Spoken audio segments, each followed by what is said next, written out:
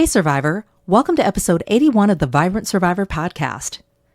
Today, we're going to dive into a crucial topic, 5 bodily responses to toxic stress. As you know, regardless of what has happened to you or what is currently happening to you, understanding how stress affects your body can be really key in your healing journey after narcissistic abuse. So, let's begin by self-regulating with a 4-4-8 breathing exercise if you'd like. We're going to inhale for 4, hold for 4, and exhale for 8. Ready? Inhale, 2, 3, 4, hold, 2, 3, 4, exhale, 2, 3, 4, 5, 6, 7, 8.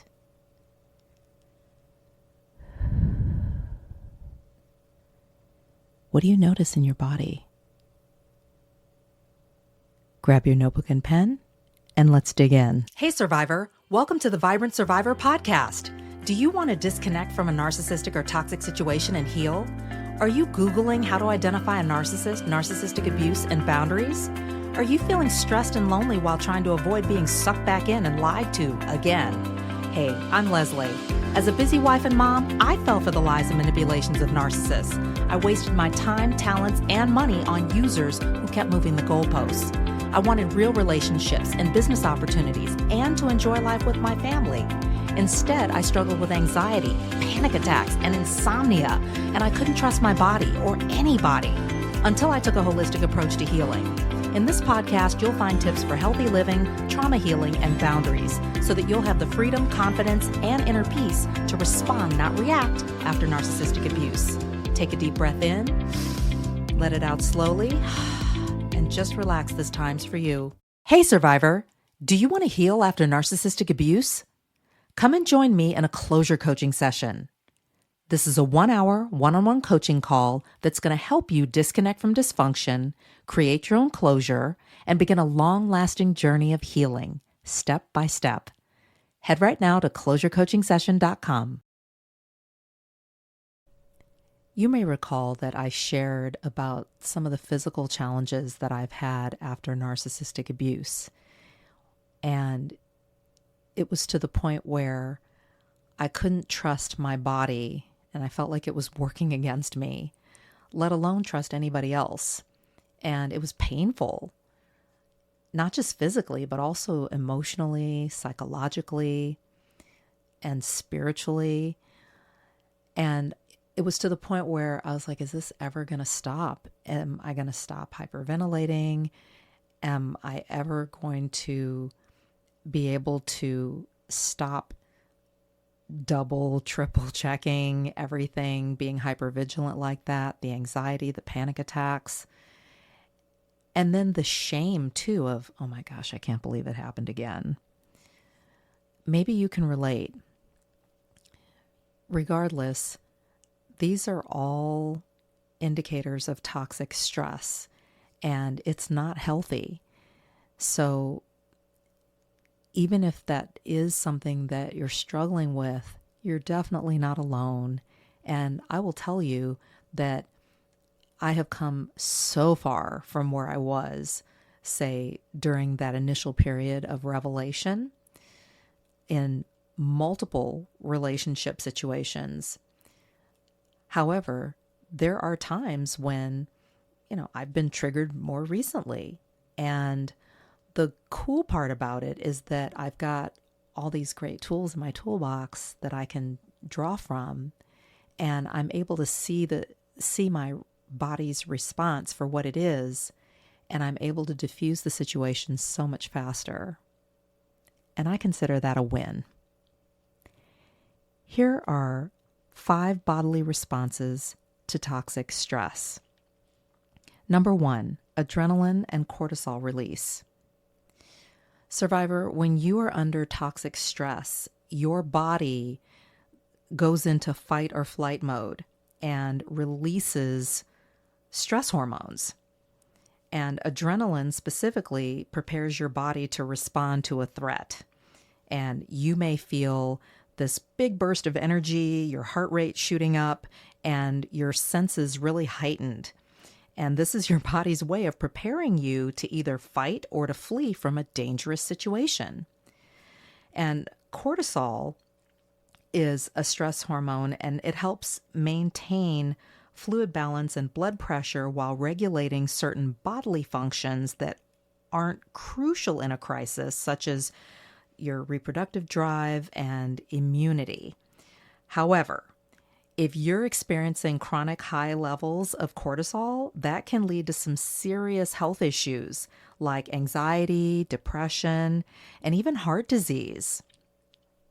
Now, take a moment and maybe in your journal or piece of paper, phone notes, jot down any recent experiences where you felt a sudden surge of energy or a spike in your heart rate. And then think about how often these moments occur for you. Number 2, a weakened immune system. Chronic stress can weaken your immune system, which can then make you more susceptible to getting sick. And when your cortisol levels are super elevated due to prolonged periods of stress, then your body's ability to fight off disease, infections goes down.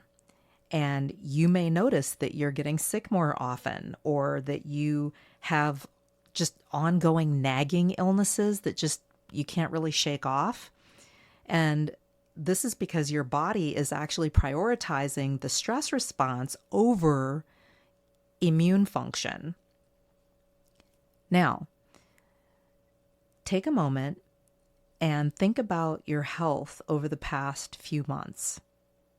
Have you noticed an increase in colds or some kind of nagging illness that you can't seem to shake off so easily, or even infections that won't go away? Take a moment, jot down any patterns that you've seen. Number 3, respiratory and cardiovascular issues.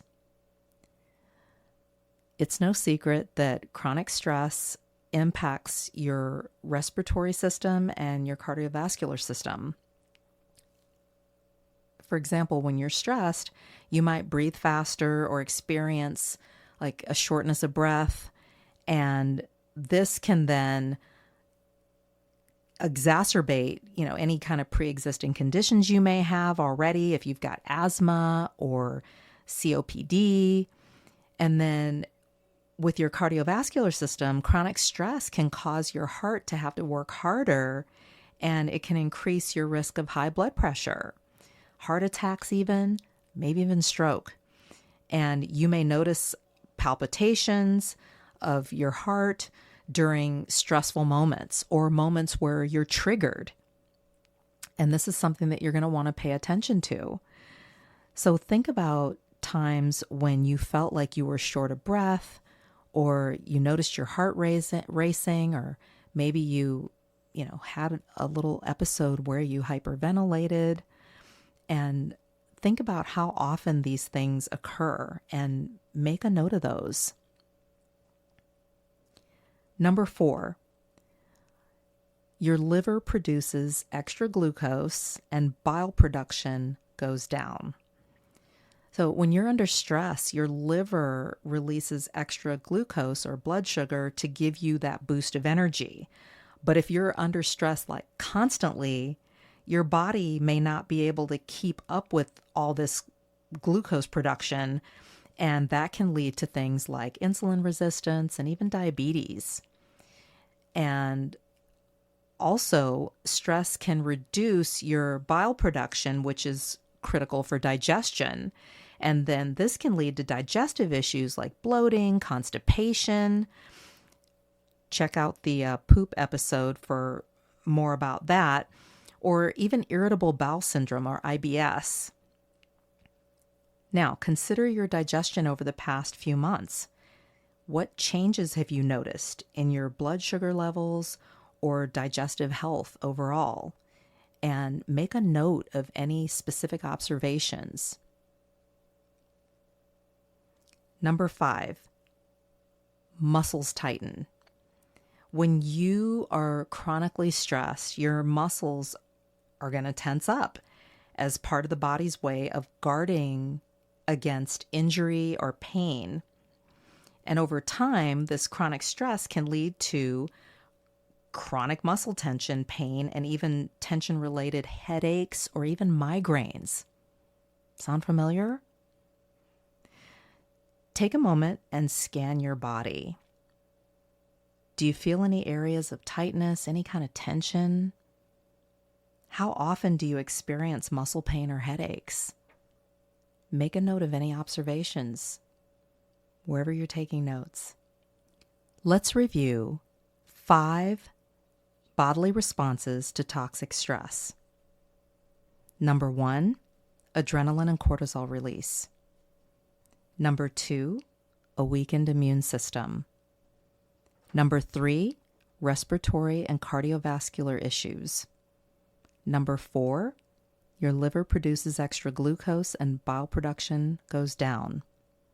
And number 5, muscle tightening. Remember, when it comes to your health and well-being after narcissistic abuse, toxic stress is not the best. Thanks for being here, survivor. Take care, and I'll talk to you soon. If this podcast has helped you understand who and what you're dealing with, sharpen your discernment, and move forward on your healing journey, share it with another survivor. Help me help others by leaving a review for the show. And let's connect on social. Take a screenshot, share it in your IG stories, find and tag me at thevibrantsurvivor, and I'll share your post too. I look forward to connecting with you on IG and seeing you back here. You're not alone and you're not crazy.